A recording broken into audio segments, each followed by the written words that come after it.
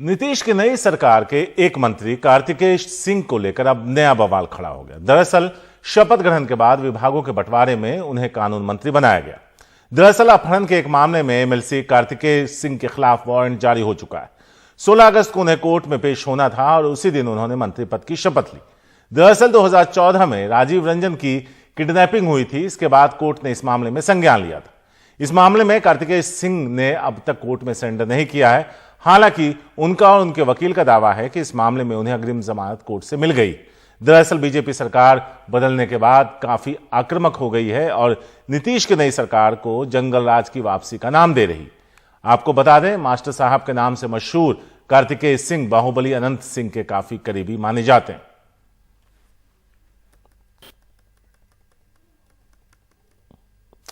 इस पर कार्तिकेय सिंह का क्या कहना है वो भी सुनवाते हैं आपको।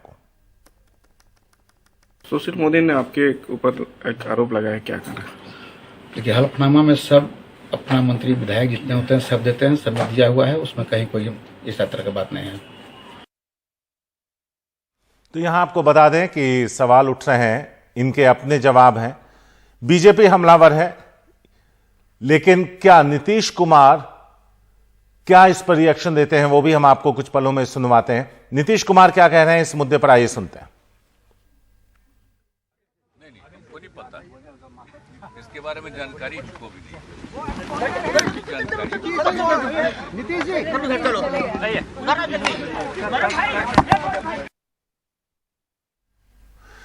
मनीष कुमार के पास चलते हैं, हमारे संवाददाता उनसे बात करते हैं कि आखिर इस पूरे मामले का सच क्या है। नीतीश ने तो इस पर रिएक्ट किया है मनीष, लेकिन यह पूरी खबर क्या है और इसके पीछे की सच्चाई क्या है?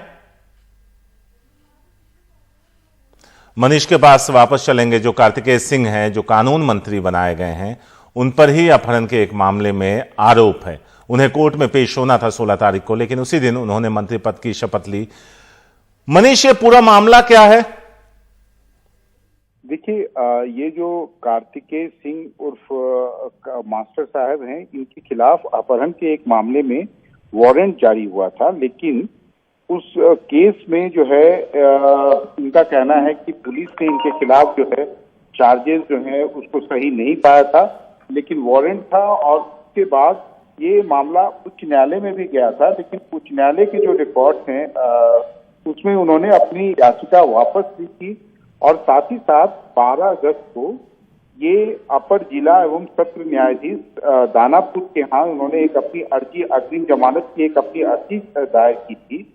और उस अर्जी के ऊपर जो कोर्ट का आदेश है कि थाना प्रभारी मोकामा को 1 सितंबर तक नो कोर्सिव एक ऑर्डर दिया गया था, यानी कि इनकी गिरफ्तारी उस समय तक इनके खिलाफ में कोई एक्शन ना लेने की कोर्ट का एक आदेश है। ये अपर जिला एवं सत्र न्यायाधीश का। लेकिन आप जानते हैं कि बिहार में विपक्ष में जब बीजेपी रहती है, बीजेपी काफी आक्रामक रहती है और तुरंत सुशील मोदी ने इसे मुद्दा बनाया। और नीतीश कुमार से भी जब इस बारे में पूछा गया तो उन्होंने इस मामले के जो पर्टिकुलर मामला है उसके बारे में अनभिज्ञता जाहिर।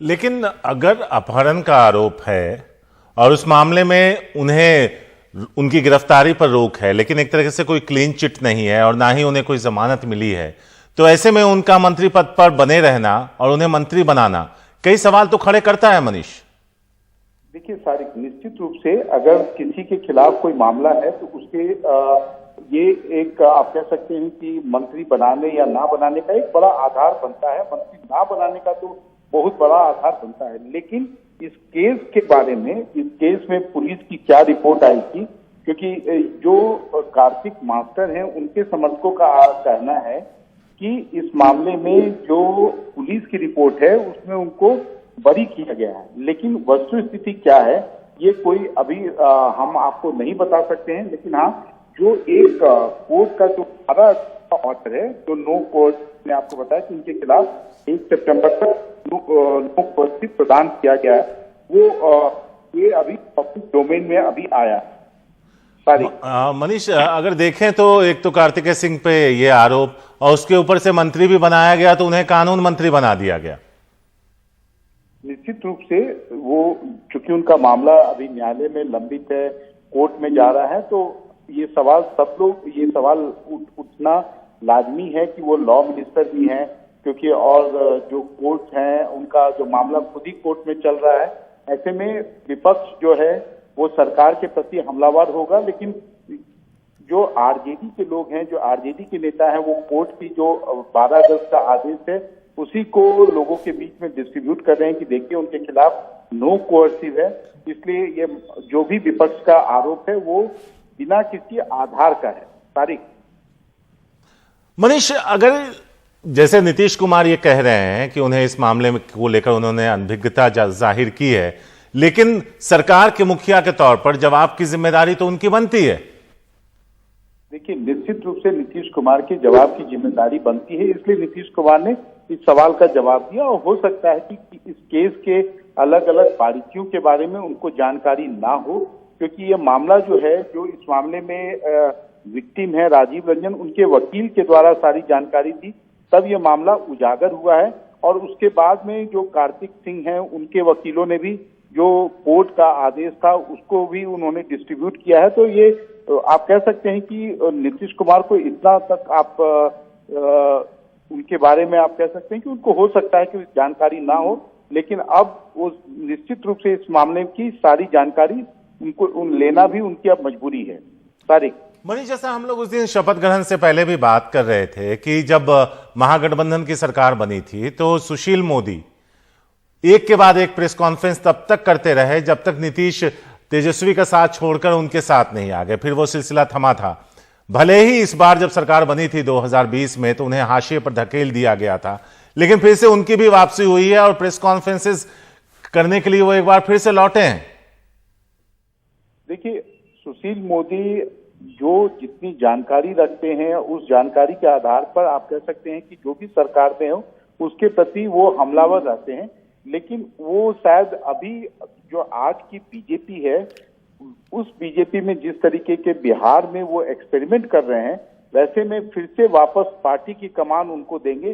शायद इस पर अभी आप कोई भी व्यक्ति जो है इसके बारे में जो है आपको पूरी तरीके से नहीं कह सकता है। हालांकि जब तक वो थे वो बिहार बीजेपी के चेहरा थे, और आज बिहार बीजेपी की त्रासदी यह है कि उनके पास में नेता बहुत हैं लेकिन चेहरा कोई नहीं है, और कोई भी नेता जो सुशील मोदी की काबिलियत है उसको मैच नहीं कर पाता है।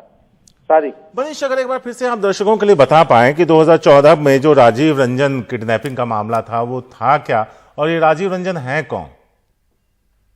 देखिए, ये राजीव रंजन मोकामा के एक व्यक्ति थे जिनका अपहरण हुआ था। उस अपहरण में जो है ना केवल अनंत सिंह जो मोकामा के विधायक थे, और वो अभी हाल में संरक्षण होने के बाद उनकी विधानसभा की सदस्यता रद्द हुई, उसमें साथ ही साथ सह आरोपी को में ये कार्तिक सिंह को भी बनाया गया था।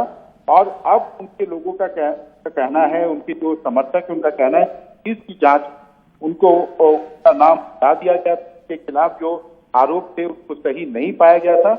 लेकिन वस्तु स्थिति क्या है वो कोई नहीं जानता, क्योंकि कोर्ट में ये मामला जो है कि हाई कोर्ट में ये जो विक्टिम है उनके वकीलों का कहना है कि हाई कोर्ट से उनकी अग्रिम जमानत की याचिका खारिज हुई थी, और वैसे में कैसे कोई लोअर कोर्ट उनके खिलाफ नो कोर्सिव पास कर सकता है, ये भी एक सवाल, इसके ऊपर भी काफी सवाल खड़े हुए हैं।